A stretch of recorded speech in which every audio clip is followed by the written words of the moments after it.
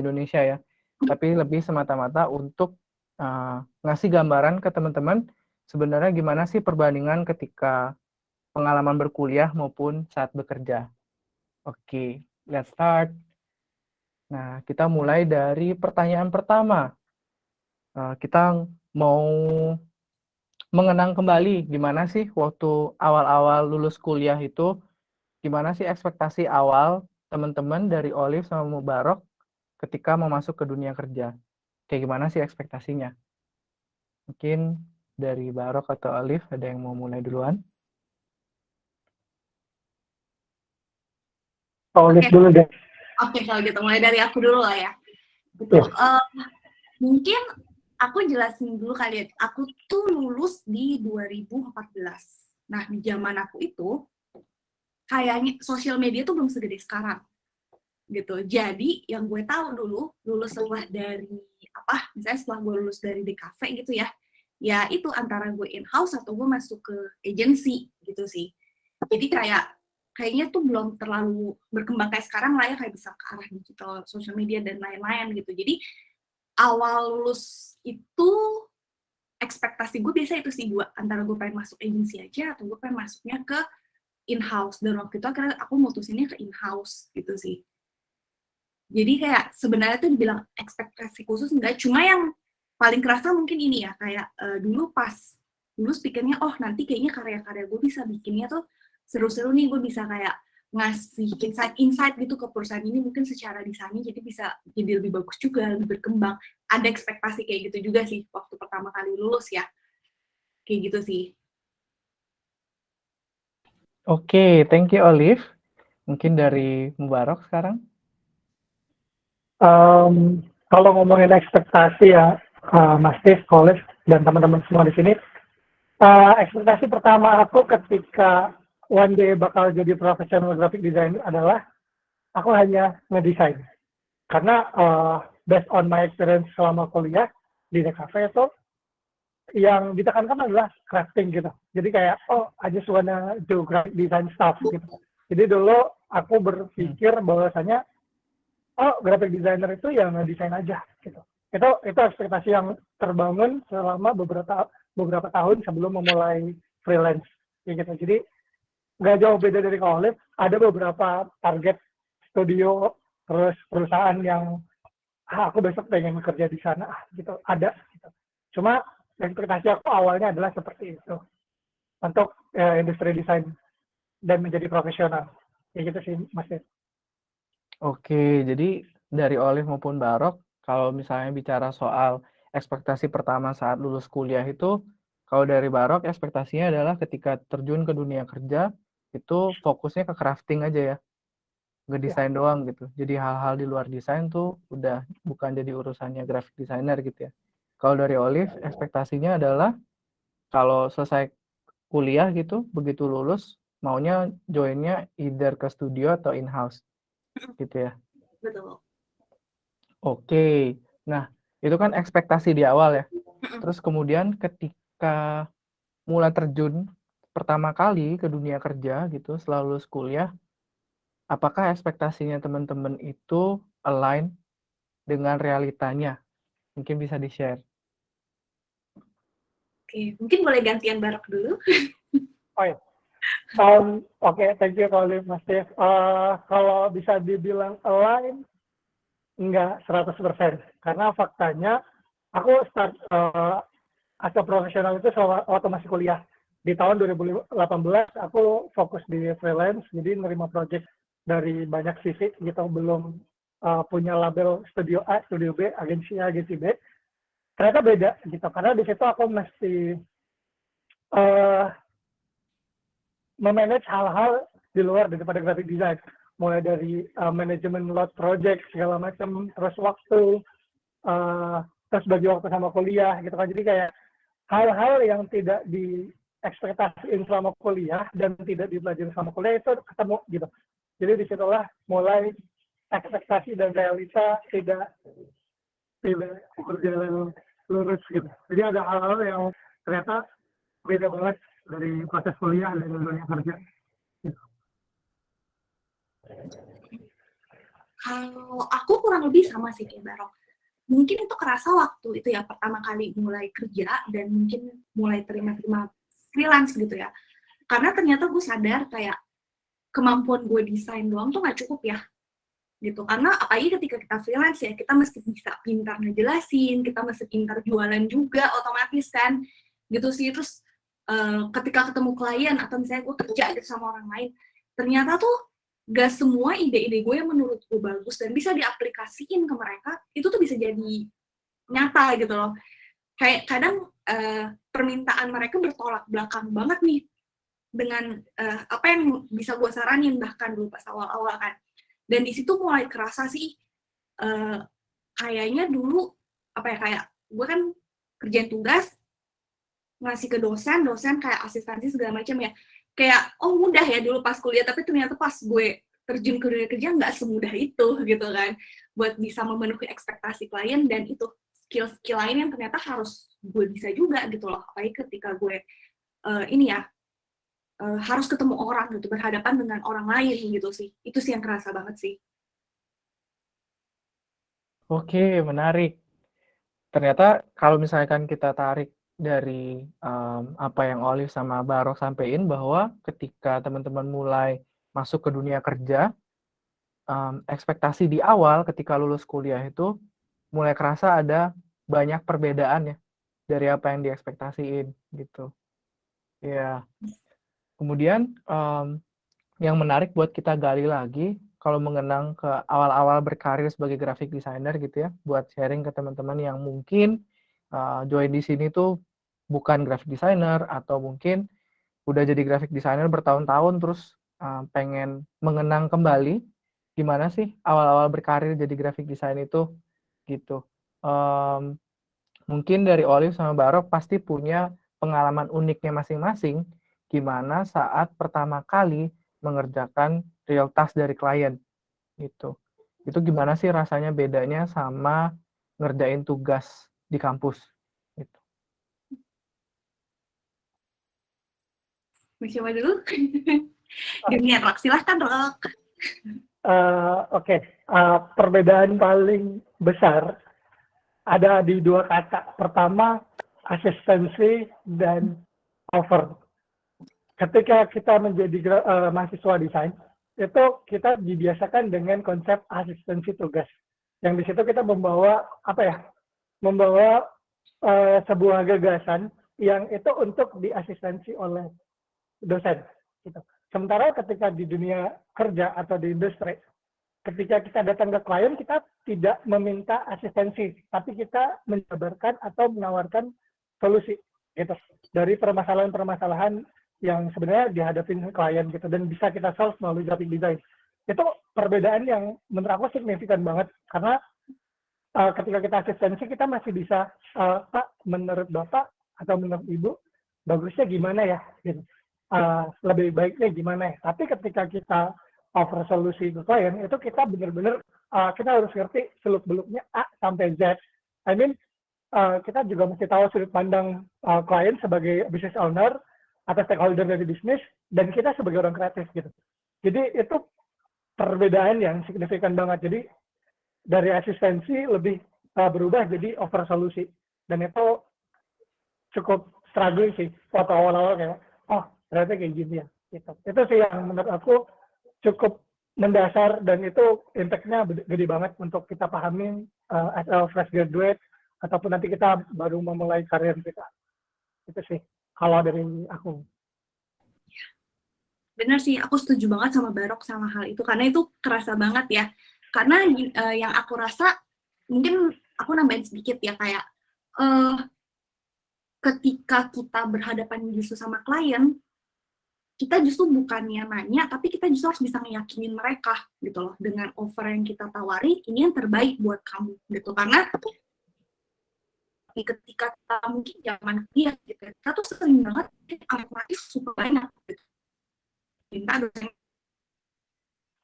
juga ketika kita jatuhnya kerja gitu.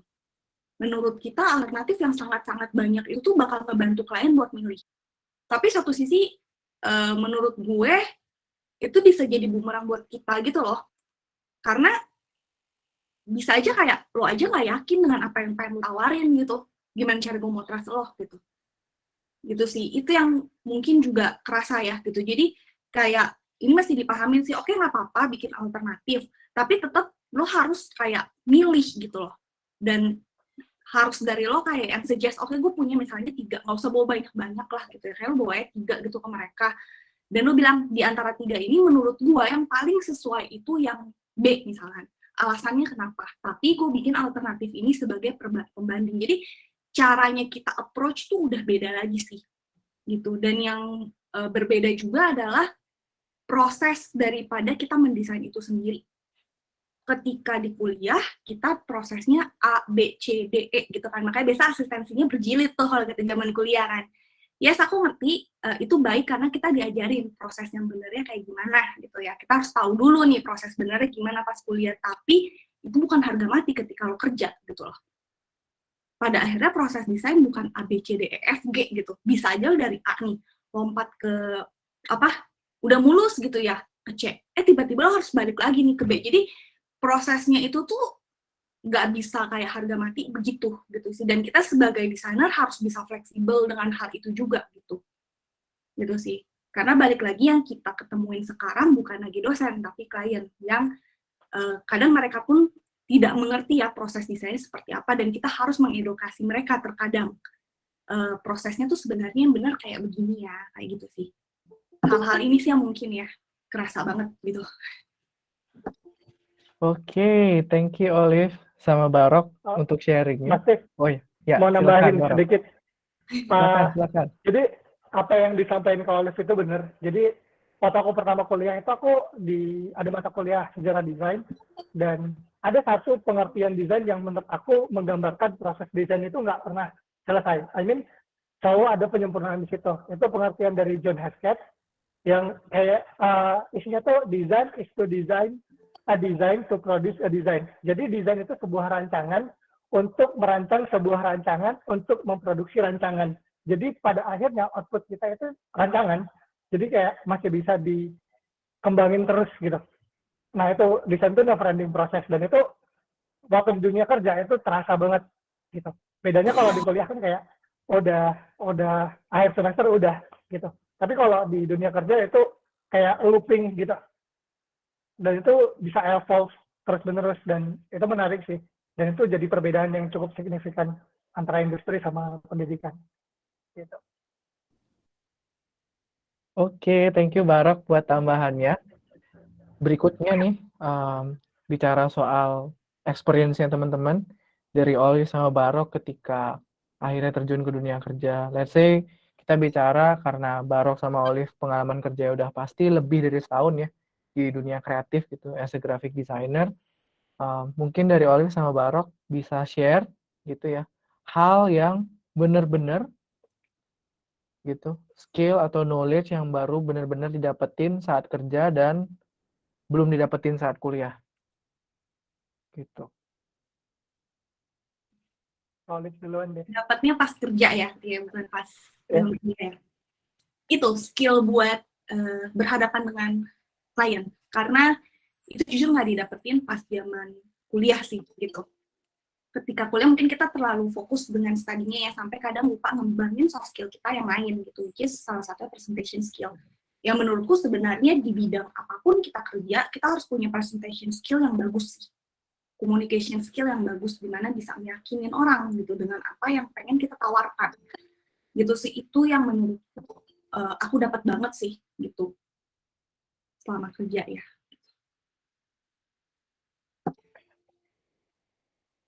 Udah. Oke, thank you Olive. Iya, mungkin itu dulu sih pikiran. Aku nambahin, dan yang disebut ke Olive tentang how to dealing with client, negotiation, communication, itu krusial banget. I mean, walaupun kita sebagai in-house ataupun sebagai desainer di studio, itu salah satu hal yang cukup fundamental. Karena di situ kita bisa menyampaikan ide, terus menyampaikan solusi itu dengan lebih baik gitu. Coba yang aku rasain ketika pertama kali kick in di industri kita tuh project management gitu. Jadi sebenarnya di mata kuliah ada namanya, kalau di UNP di kampus aku itu ada manajemen manajemen desain komunikasi visual. Cuma itu tuh lebih ke gambaran kecil dari memanage sebuah project gitu. Sementara ketika kita di industri kita ketemu big picture-nya gitu, kayak wah ternyata kayak gini ya gitu, dan itu cukup susah sih untuk dipelajarin, dan itu baru ditemuin di industri gitu. Dibanding waktu di kuliah itu nggak cuma sih, maksudnya sebatas kita mikirin pameran, terus gimana sih ngerjain sebuah project, contoh membuat poster, hal kecil kayak gitu. Tapi ketika di industri kita ngomongin tentang how to maintain client expectation, terus timeline, hal kayak gitu yang sangat berharga sih ketika awal-awal masuk di industri gitu. So, mungkin aku mau nambahin satu lagi kepikiran nih. Satu lagi ini sih, mungkin ini kerasa banget buat teman-teman yang baru mulai terus mau freelance gitu langsung ya. Kayak gimana kamu ini sih apa skill buat value hasil karya kamu juga gitu loh. Kayak kadang tuh kita set terlalu rendah gitu. Padahal sebenarnya mungkin dengan hasil dan kualitas kita sebenarnya bisa nih kalau lo nego tinggian harganya dapet gitu kan. Cuma kadang it's okay kok being confidence dan ketemu klien, oke harga gue segini, yang lo dapat nanti segini, gitu sih. Jadi buat value itu juga sih. Udah. Oke, thank you Olive buat tambahannya. Nah, itu menarik tuh tentang negosiasi value ya.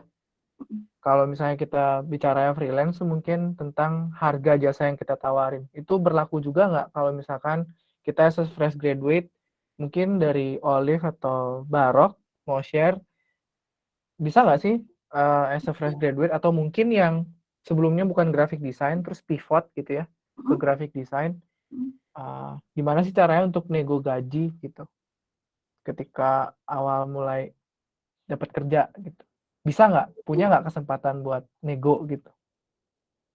Harus dinego itu. Berarti itu sangat penting. Kayak gue ngerasa gini sih, kayak ini mungkin sedikit tips dan trik dari gue ya, kayak ketika kita nego gaji pertama kali ke ini ya, ke perusahaan, lo cari tahu dulu dia itu biasanya nge-range gaji orang tuh berapa sih gitu. Menurut gue itu penting sih. Jadi setidaknya lo tahu gitu loh, kayak oh ini perusahaan ini biar kayaknya nge-range gaji sekian sampai sekian deh gitu. At least kalau nggak lo cek aja UMR-nya tuh berapa gitu. Misalnya perusahaannya di Jakarta ya, lo cari UMR Jakarta tuh berapa gitu kan. Dan saran gue di awal-awal, kalau lo fresh grad, boleh sih lo set gajinya, misalnya ya kayak, oke, bolehlah minta di atas dari UMR dikit gitu. Lo minta aja di atas UMR-nya lokasi tempat itu ya, gitu menurut gue ya.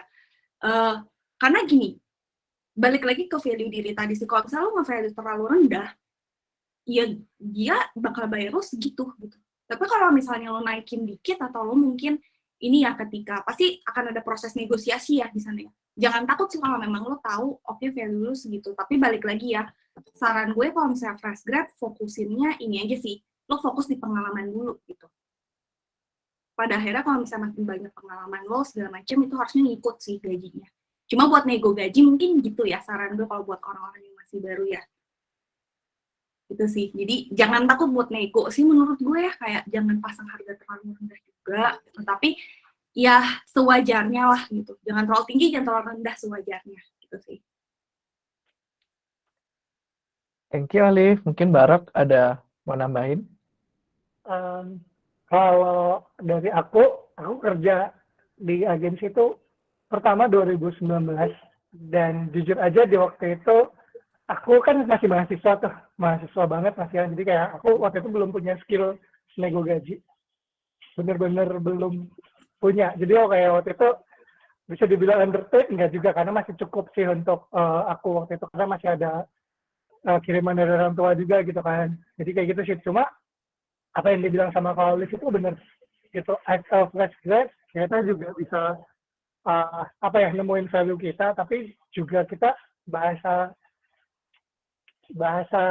halusnya apa ya, kayak kita tahu lah gitu, kita tuh fresh grad, kita belum experience gitu. Jadi kita mesti nggak boleh ekspektasi atau minta yang terlalu tinggi, bukan nggak boleh, tapi itu kemungkinan untuk di assessment-nya kecil gitu. Maksudnya kita mesti sadar juga bahwa kita fresh grad, kita looking for experience gitu. Jadi kita juga mesti itu juga sih, tahu value kita gitu, seberapa kita worth untuk dibayar berapa, seperti itu. Cuma fight for it. Mantap. Thank you Olive Barok sharing ya.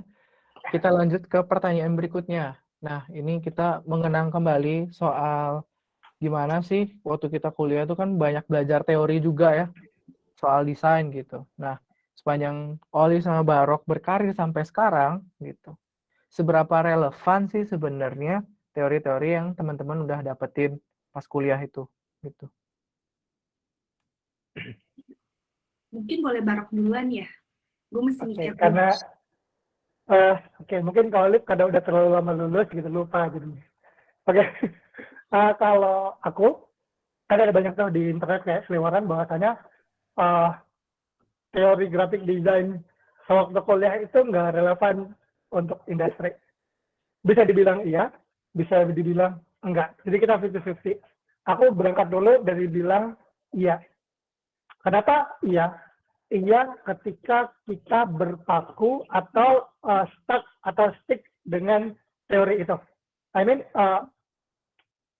bidang kita itu selalu expanding every single day. Aku bisa bilang every single day karena aku mewajibkan diriku setiap hari baca minimal 1 paragraf. Dan itu kayak aku selalu dapat insight baru dari industri kita.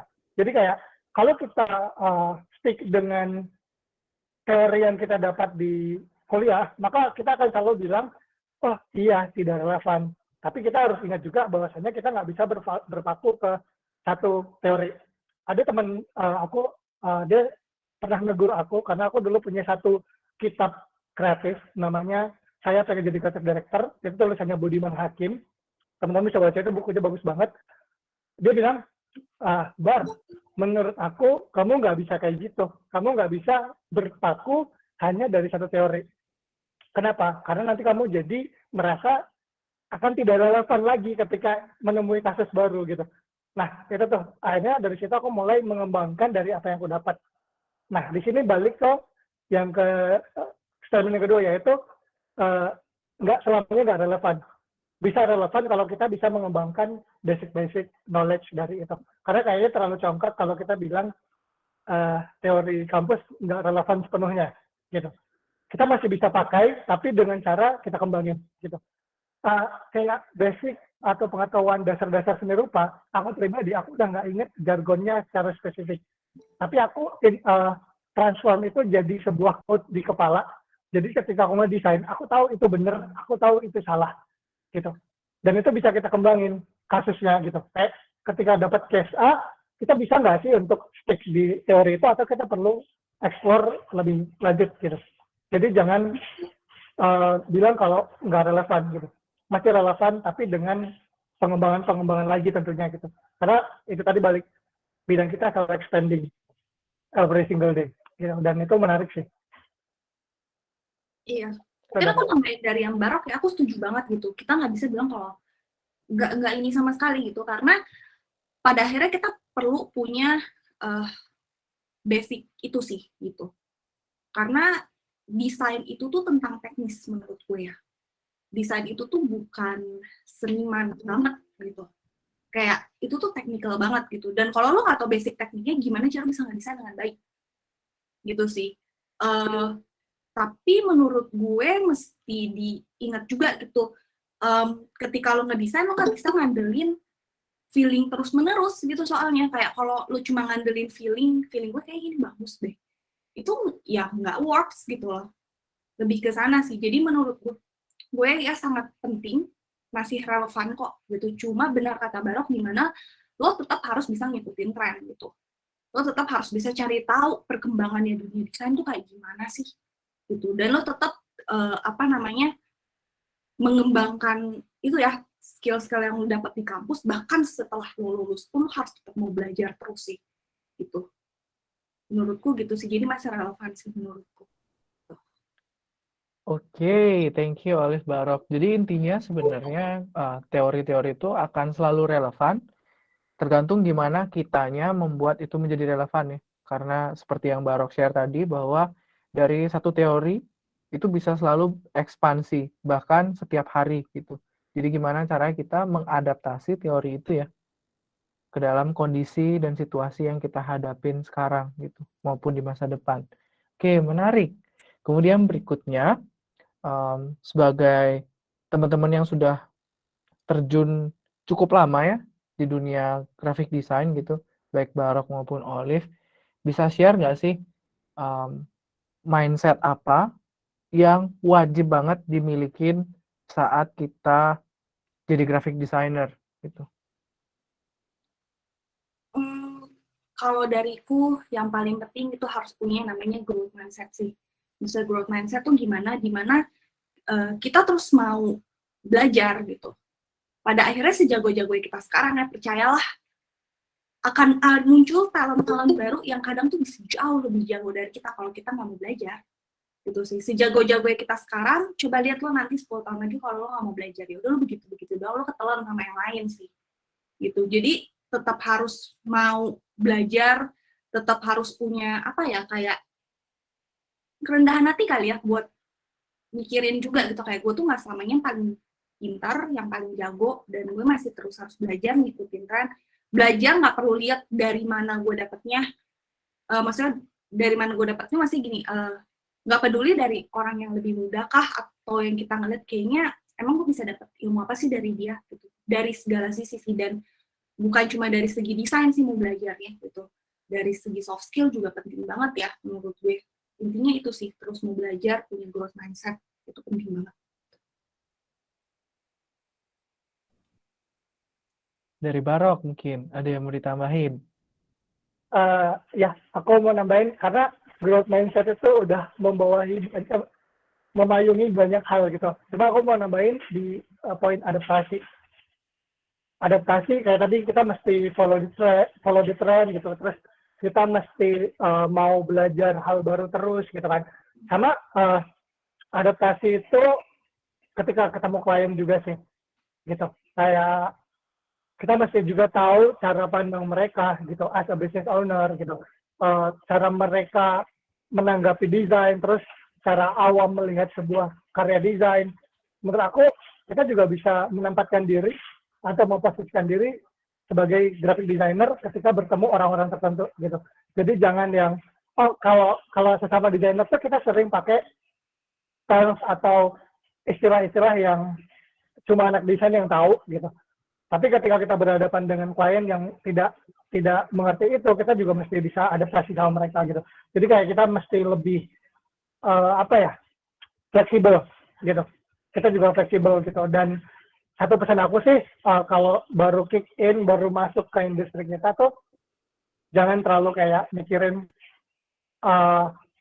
style kayak gitu sih. Jadi kayak, keterima aja semua, adaptasi dulu gitu. Jadi kayak nanti kita ketemu klien yang mau desainnya komersial banget, gas.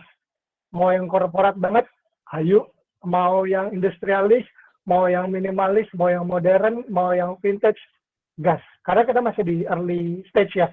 Kita belum yang established kayak studio-studio besar yang punya gaya atau cara berpikir atau cara berkarya sendiri. Itu sih. Kalau dari aku namanya. Oke, thank you Olive, Barok buat sharingnya soal mindset apa yang harus dimiliki ketika kita jadi graphic designer, terutama waktu mengawali karir ya. Jadi dari Olive itu growth mindset, terus Barok nambahin tadi selain kita punya growth mindset, kita juga harus punya mindset untuk selalu adaptable ya, Barok ya.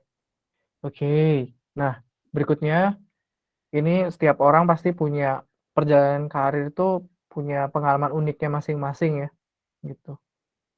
Mungkin bisa share dari Olive sama Barok project yang paling di luar dugaan gitu sepanjang berkarir sebagai graphic designer dari awal sampai sekarang gitu. Mungkin bisa share ke teman-teman apa tuh pengalaman yang paling mind blowing lah buat Olive maupun Barok. Kalau aku mungkin ini ya, ketika waktu itu gue pernah kerja gitu, dan kayak palu gede banget gue gitu kan, maksudnya kayak ketika dia hire gue gitu ya, freelance graphic designer, tiba-tiba minta juga nih kayak, lo bisa digital marketing nggak gitu, terus kayak lo bisa fotonya juga kan, terus kayak lo bisa bantuin buat ini juga kan nanti setupnya gini. Jadi kayak semua diminta kerjain gitu. Nah, mungkin itu kali ya yang paling berkesan ya gitu. Kalau menurut gue sih itu lebih ke ini ya, proses gue belajar juga sih, karena dulu pas awal-awal jujur aja kalau ketemu waktu zaman freelance ya, ketika ketemu klien kayak gitu biasa gue iyain tuh. Tapi makin kesini gue makin mengerti nggak bisa gitu kayak oke, lo hire gue sebagai graphic designer, ini yang gue tawarkan, ini yang gue bisa kerjain scope-nya gitu sih. Jadi kadang pada akhirnya jujur aja ada beberapa freelance yang akhirnya gue kehilangan ya, karena mereka butuhnya kan segitu banyak di gue semua nih ya kan. Memang sih kehilangan, cuma gue ngerasa kayaknya gue lebih saving time sih daripada harus menghadapin mereka yang istilahnya nggak worth it gitu loh menurut gue sih. Lebih ke sana ya menurut gue waktu awal-awal banget tuh. Gitu. Silahkan Barok. Aku tadi di DM sama PM Neston itu enggak itu PM karena aku 2018 kan freelance, jadi aku dapat project dari klien aku dari US. Ingat banget namanya Luciano. Itu bikin poster judi di Las Vegas. Itu absurd banget kayak, tapi the money is good. Kayak harganya itu fantastis banget untuk satu buah poster. Itu kayak aku udah kayak gaji jadi creative director lah di waktu itu gitu dalam sebulan. Cuma akhirnya aku berhenti karena tidak sesuai sama value diri aku ya gitu, kayak duitnya enak cuma itu bikin poster judi gitu, dan itu benar-benar Las Vegas tulisannya, terus kayak wow aku bikin poster judi gitu. Terus kan kita desainernya biasa research ya. Di tahun 2020 aku pernah dapat klien underwear cewek, dan itu aku mesti research produk knowledge ya kayak gitu. Terus kompetitornya itu kayak agak, aku kerjanya di kafe, terus kayak agak gimana gitu kan, kayak jadi pengunjung kafe yang melihat gambar-gambar tidak senonoh gitu. Cuma itu proses sih. I mean, ketika kita sebagai art designer punya banyak knowledge di luar daripada itu, karena kita mesti research juga kan gitu. Cuma itu sih, bikin poster judi sama bikin branding innerwear untuk cewek gitu, dan itu absurd sih gitu. Baiklah, itu kalau dari aku. Oke, sebenarnya masih ada beberapa pertanyaan yang menunggu gitu ya, tapi kita lihat antusiasme teman-teman juga udah mulai tambah banyak gitu, dan Q&A list kita udah makin bertambah. Jadi kita fast forward ke pertanyaan terakhir yang disediakan oleh moderator ya, sebelum akhirnya kita masuk ke Q&A session buat teman-teman yang udah hadir di sini gitu. Bisa nggak sih dari Olive sama Barok gitu provide top 5 checklist apa aja sih yang harus disiapin untuk bisa memulai karir sebagai graphic designer? 5 must have-nya gitu. Olive atau aku dulu Kak? Boleh Barok dulu. Oke. Kalau dari aku bisa pas 5 nggak ya? Cuma yang pertama itu understanding the basic of graphic design. Itu udah nilai mati yang nggak bisa dinego lagi. Kenapa? Karena banyak yang berusaha untuk masuk, tapi ketika dia dapat sebuah project, dia nggak bisa benar-benar nerapin fundamental dari pengetahuan graphic design gitu. Karena kebanyakan kayak, oh ya udah bikin aja dulu gitu. Bikin aja dulu, terus lama-lama dia kebiasaan dengan bikin aja dulu, nggak mau memahami lebih dalam gitu, akhirnya nggak jadi sesuai dengan kaidah-kaidahnya gitu. Jadi basicnya itu bersifat dinamis, tapi juga pada saat yang sama dia mengikat gitu. Terus yang kedua, aku setuju sama Olive tadi itu growth mindset itu penting banget. Yang kedua, communication skills, karena waktu aku kuliah aku banyak nemuin teman-teman yang mengabaikan skill presentasi. No offense teman-teman aku, karena ada beberapa yang datang, itu kayak mereka merasa skill presentasi itu aku pemalu, aku nggak bisa nih ngomong di depan umum, aku nggak bisa present project aku gitu. Dan menurut aku itu cukup fatal. Kenapa? Karena aku banyak memenangkan pitching project dulu adalah karena aku bisa presentasi dengan proper gitu. Dan itu sangat-sangat berpengaruh. Terus yang keempat itu kolaborasi. Karena sewaktu kita kuliah kita sering dapat project yang sifatnya individual. Ketika kita masuk ke dunia kerja kita bakal kaget bahwasanya artist touch itu dikerjakan oleh orang-orang yang spesifik gitu. Kayak di Nice to Meet You, itu ketika ada ilustrator, ilustrasi yang ngerjain ilustrator. Nanti yang ngedesain layoutnya segala macamnya ya desainer. Terus kalau ada motion dia ngerjain ya motion designer gitu. Nah di situ tuh kita harus punya sense of collaboration yang menurut aku krusial gitu. Mungkin di perkuliahan teman-teman bisa ngajuin ke dosen, Pak coba dong kita projectnya kolaborasi gitu. Karena itu penting banget sih. Gitu karena kita nggak bisa kerjain semuanya sendirian gitu di industri gitu karena kita bakal capek banget sih gitu. Terus yang terakhir adalah cukup tidur. Itu aku nggak mau bilang bahwasanya orang kreatif itu begadang, itu benar enggak, karena aku dulu juga begadang dan itu jelek banget efeknya ke kesehatan gitu. Jadi gunakan mindset bahwasanya kita bisa kreatif kapan aja dengan metode yang baik dan benar gitu. Jadi jangan bilang oh aku lagi buntu gitu. Itu karena kita nggak punya metode untuk berpikir kreatif gitu. Kita bisa kok nge-trigger sisi kreatif kita gitu. Jadi istirahat sih. Yang terakhir itu harus diterapin juga gitu. Tahu kapan berhenti. Nah, itu yang terakhir. Iya sih. Itu masih Olive. Oke, thank you Barok. Mungkin Olive mau nambahin satu sebelum kita akhirnya masuk ke sesi Q&A yang dari teman-teman. Iya, paling sebenarnya Barok tuh udah cover ya yang penting-pentingnya. Itu cuma mungkin satu hal yang kalau bisa gue tambahin ya kayak lo harus ini sih apa namanya punya goal juga sih sebenarnya menurutku yang penting ya. Kayak lo tuh ke depannya mau gimana sih di dunia grafis? Karena gini, lo lulus dari DKV nggak sama lo harus jadi graphic designer loh. Banyak banget sebenarnya istilahnya tuh hal-hal lain yang bisa lo lakuin. Lo bisa fokus ke fotonya mungkin, apa lo pengen memang fokusnya tuh ke memang grafik tapi mungkin spesialis di bagian ini ya kayak campaign dan advertising misalkan ke sana pengen fokusnya. Ada juga mungkin ya oke gue pengen fokusnya bener-bener yang kayak butik agency gue ini banget. Nah lo harus tahu dulu sih goal lo tuh mau kemana, lo senengnya tuh di mana, find your strength di sana gitu. Oh strength gue di sini kayak gue bakal ke sana aja deh. Karena menurut gue once lo udah ketemu hal itu akan lebih mudah buat lo belajarnya gitu. Lo perkuat strength lo gila-gilaan gitu. Bukan berarti weakness lo iniin ya kayak ya udahlah weakness gue gini nggak mau kayak enggak gitu. Tapi at least weakness lo meet expectation deh gitu. Tapi bikin strength lo tuh jadi super banget gitu. Jadi ketika orang ngeliat, oh ini strength-nya dia nih. Gitu. Dan jangan takut buat explore sih di luar zona nyaman gitu. Apalagi kalau misalnya baru-baru fresh grad gitu ya mungkin cari goals-nya masih susah karena kan belum banyak explore nih. Jangan takut buat coba sana sini buat lihat kira-kira di mana once ini sih menurut gue di sana ya. Oke, thank you Olive Barok. Barok mau nambahin dikit? Iya, benar. Aku mau nambahin yang disampaikan ke Olive. Jadi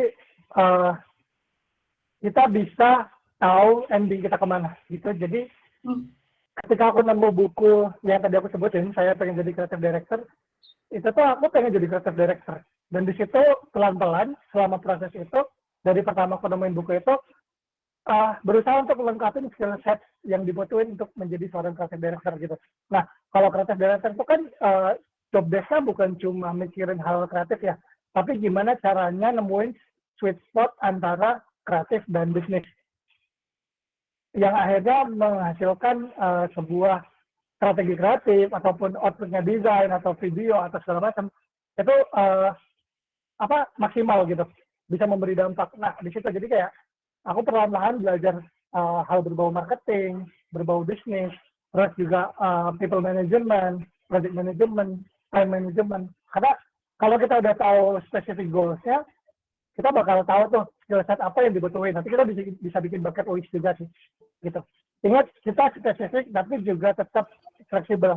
Karena siapa tahu di tengah jalan kita ketemu kemungkinan jadi UI UX designer, kita nggak tahu gitu, atau jadi marketer atau jadi spesialis marketing communication gitu, kita nggak tahu ya. Jadi kita punya satu goal spesifik, tapi juga kita hijackable gitu, kita bisa dibajak untuk ke di bidang lain gitu. Jadi kita tetap fleksibel gitu. Mantap. Thank you Barok, Olive. Jadi kalau misalnya kita mau simplified ya, kesimpulannya itu yang pertama tadi dari Barok, ngerti fundamental graphic design-nya, yang kedua harus punya growth mindset, yang ketiga communication skill is a must, terus collaboration skill, terus cukup istirahat ya, tadi dari Barok juga, dan dari Olive itu adalah harus selalu berani keluar dari comfort zone gitu, harus bisa selalu mencoba hal yang baru gitu. Oke teman-teman, untuk yang sesi tanya jawab sama Olive Barok bersama moderator sudah selesai. Sekarang kita masuk ke yang Q&A sama teman-teman yang udah hadir di sini.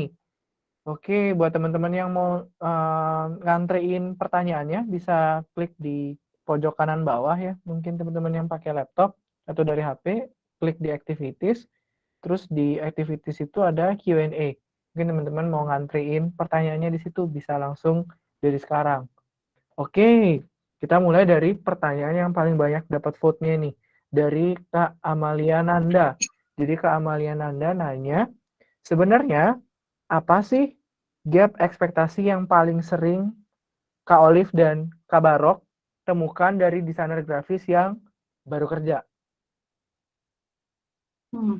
Kalau di aku yang paling sering gap ekspektasi ya, ketika ketemu klien dan bawa hasil desain mereka gitu ke klien, itu tuh ditolak habis-habisan, dan kadang beberapa jadi tuh aku ngerasa ada beberapa yang kadang sulit nerima hal itu ya, karena bagi mereka ini yang udah terbaiknya nih, kayak yang kayak gitu-gitunya sih, which is sebenarnya di dunia kerja tuh ya itu wajar banget gitu, kayak pada akhirnya kan kita di hire sama mereka untuk bisa nyampein itu juga gitu kan ya, maksudnya untuk bisa deliver sesuai dengan apa ekspektasi mereka gitu. Jadi ketika hal itu terjadi tuh banyak yang kadang mungkin nggak reflect balik ya ke hasil karyanya sendiri mungkin gitu, atau kayak oke, jalan core-nya apa nih, research-nya apa nih, kayak gitu-gitunya sih. Mungkin itu awal-awal banget gue ngerasa kayaknya banyak banget sih kerasa yang di awal-awal lah gitu. Mungkin Barat mau nambahin, Rob? Iya, aku setuju banget. Dan kalau teman-teman nanti mau baca tentang itu ada di postingan Our Beloved CEO, Pak Richard, di Instagram. Itu di-pin tentang kedewasaan menjadi seorang graphic designer. Cara ngukurnya gimana. Di situ tuh kelihatan kayak ekspektasi kayak, wah, I have a good idea. Aku out of the box gitu. Dan ini catatan untuk diri aku sendiri. Selama kuliah, itu kayak ketika kita asesmen tugas tuh kita, aku pengen ngasilin atau generate idea yang out of the box gitu. Padahal faktanya adalah kita nggak punya boxnya. Kita bahkan nggak punya boxnya, tapi kita selalu mencoba out of the box. Kenapa aku bilang kita nggak punya boxnya? Kita nggak punya experience gitu. Kita nggak punya pengalaman nyata. Kita cuma ngerjain tugas kampus. Dan itu tadi balik tugas kampus itu approval, bukan over solution gitu. Jadi instead of trying to be out of the box, mending kita di awal tuh fokus bangun boxnya dulu deh gitu. Kalau aku awal itu kayak hadir akhirnya, wah aku tidak secerdas itu ternyata gitu. Even waktu di kampus kayak dosen udah nggak usah approval kalau mata kuliah yang campaign kayak gitu, karena mereka merasa sudah cukup mature. Tapi ketika di industri I'm not gitu. Jadi kayak instead of trying to be out of the box, mending kita bangun boxnya dulu lebih proper gitu. Jadi kita kalau mau keluar, kita tahu kita keluar. Kayak kita mau keluar rumah tapi kita nggak punya rumah, gimana caranya gitu. Kita bahkan nggak punya fondasi yang kuat untuk keluar dari situ gitu. Jadi itu sih notes yang aku alamin ketika aku awal-awal jadi graphic designer yang profesional gitu. Jadi jangan selalu mencoba out of the box. Kadang ada beberapa solusi yang out of the box tapi works gitu. Karena udah punya boxnya gitu. Aku selalu gitu sih di awal-awal kayak, wah ternyata aku tidak sepintar itu. Oke, nice insights banget dari Olive sama Barok ya. Jadi yang pertama mungkin dari Olive itu adalah gimana sebagai desainer kita stay humble dan have great humility untuk bisa nerima feedback dan nggak melihat segala sesuatu dari perspektif sendiri gitu ya. Terus dari Iya. Barok juga analoginya bagus banget.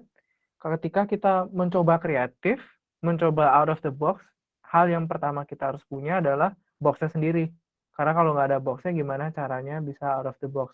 Oke, thank you jawabannya Olive sama Barok. Kita lanjut ke pertanyaan yang kedua dari Kak Ayu, Rizky Ramalia. Jadi dari Kak Ayu nanya, bedanya jadi desainer di studio atau in-house itu apa aja ya? Kira-kira harus mempertimbangkan apa aja sih buat milih antara di studio atau di in-house? Thank you pertanyaannya, Kayu. Oke. Mungkin boleh Baruk yang jawab dulu. Barok belum pernah in-house nih, Kak. Ah, Jadi aku oke. kalau kerja di studio, jadi aku punya perspektif cuma studio, belum pernah in-house. Oke. Menurut gue nih sih, kalau di bedanya ya, kalau misalnya di studio tuh lu otomatis bakal ketemu berbagai macam jenis ini ya, desain gitu loh. Kayak tergantung nih klien ini datang kayak gimana gitu. Seru banget gitu. Jadi lo bisa nyoba ini itu, lo bisa explore banyak gitu di kalau misalnya di studio ya.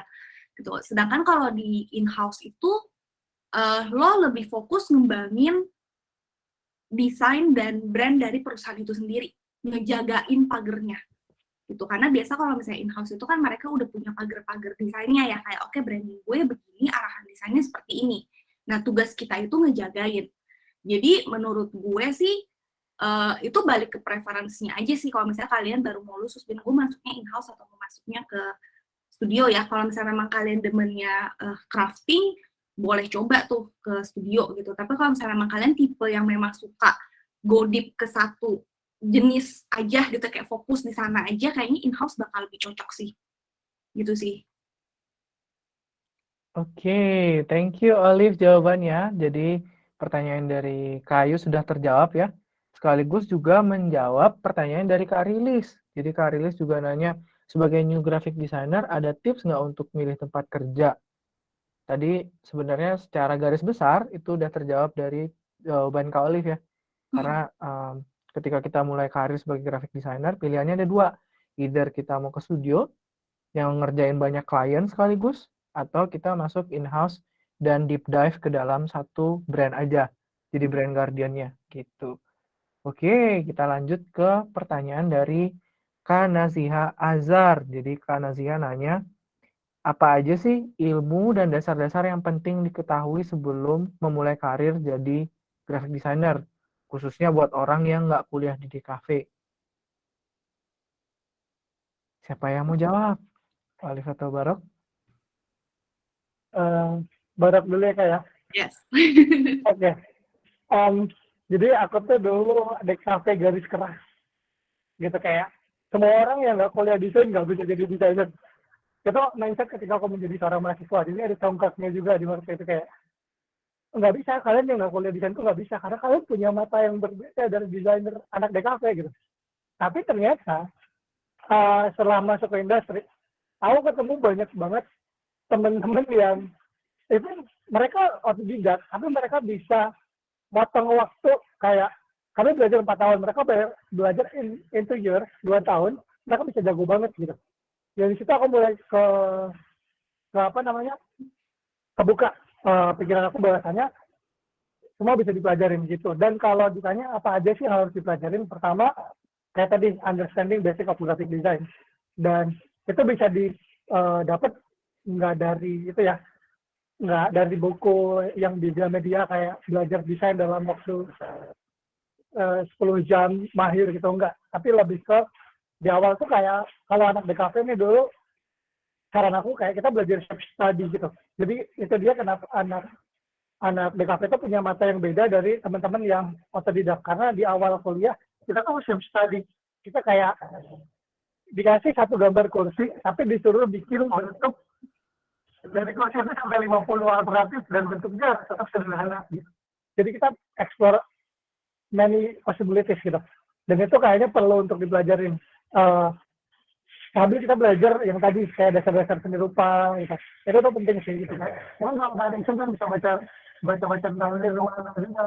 Karena di sini pelajaran tentang aspek-aspek yang membangun kenapa visual itu oke atau enggak gitu sih. Tapi kurang lebih ya basic of graphic design sih gitu. Dan itu sumbernya banyak di internet, bisa baca di Medium. Saran aku tuh baca Umfuk atau baca Medium ya. Karena kalau YouTube itu mostly yang di Indonesia itu rata-rata asumsi. Tapi kalau teman-teman bisa bahasa Inggris atau ngerti bahasa Inggris tuh kayak The Future is Here, Chris Do, itu keren banget. Gitu. Atau beli kurs.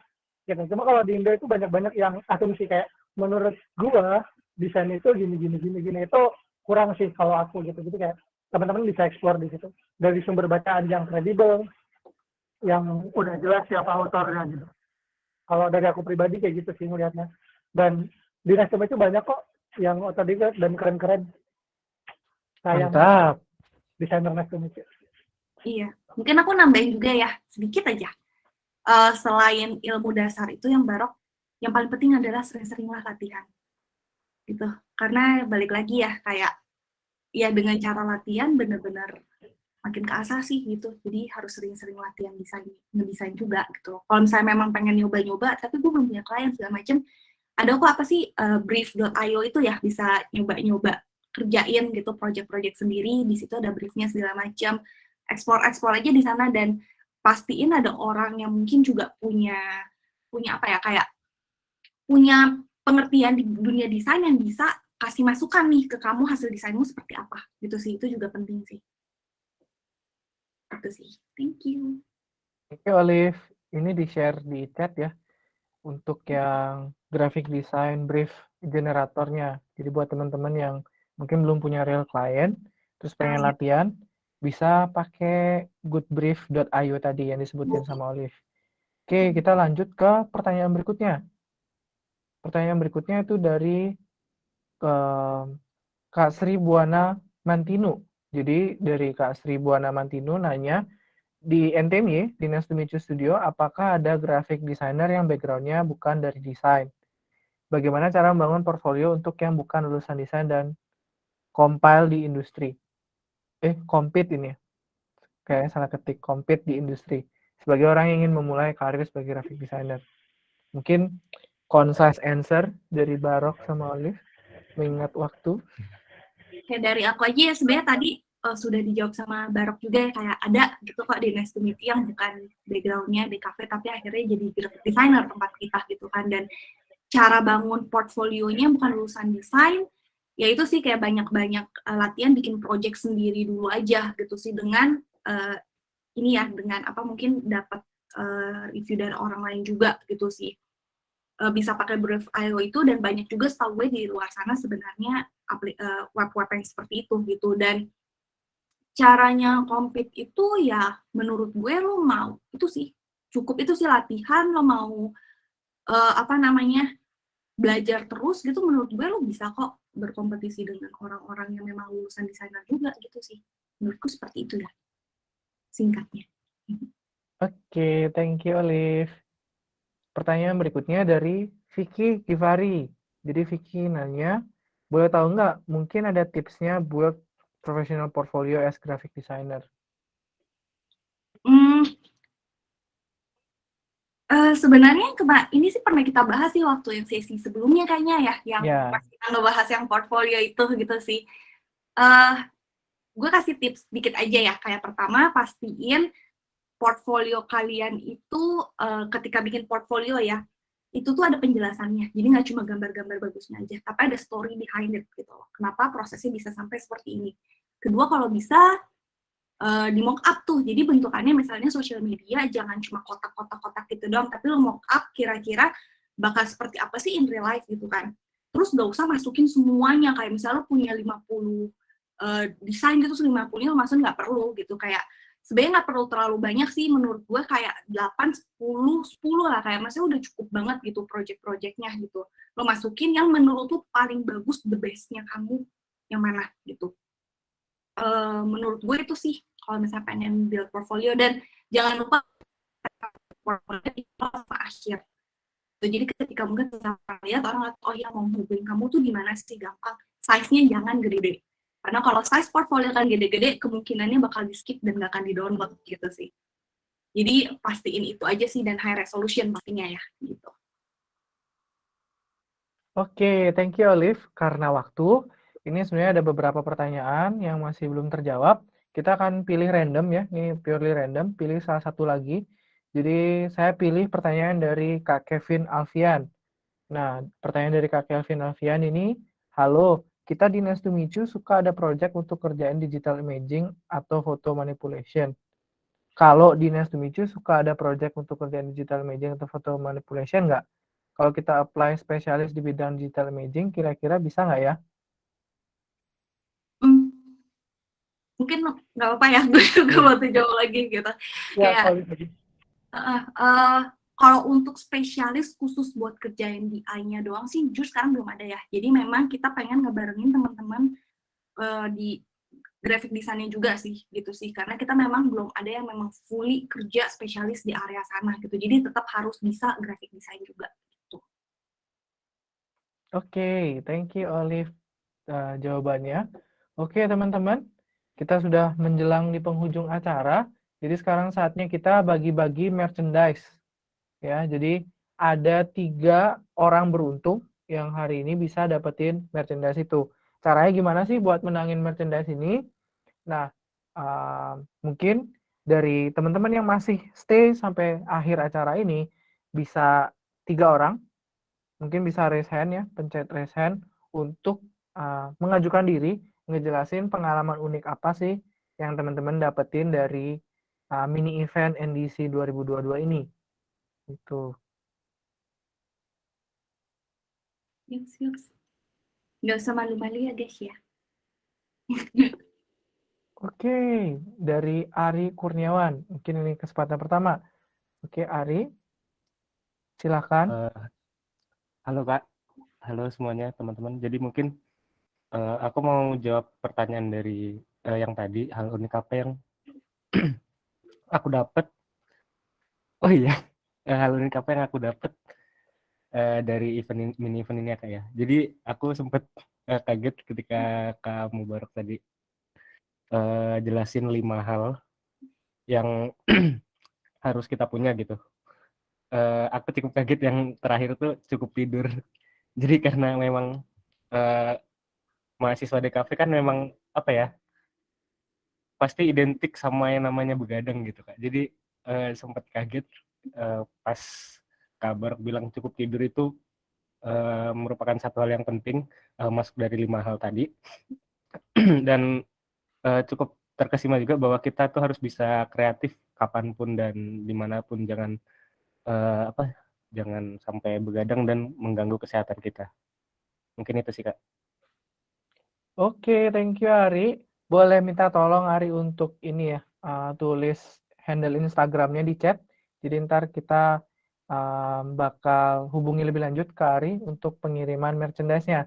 Congrats Ari, pemenang pertama untuk merchandise pada hari ini, pada event mini NDC 2022 ini.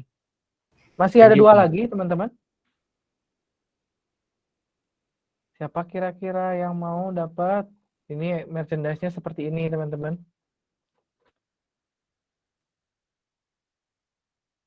Jadi teman-teman yang berani buat speak up, buat share hal unik apa yang teman-teman dapetin selama ngikutin mini event pada malam hari ini, berhak mendapatkan merchandise seperti apa yang ada di sini. Oke. Oke guys, kalian ngelatih public speaking-nya nih, mumpung ada kesempatan ya. Ayo.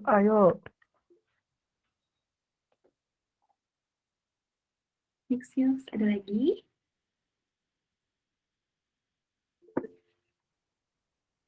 Nah, itu ada tuh. Ya, silahkan. Mas Rian, silahkan Mas Rian.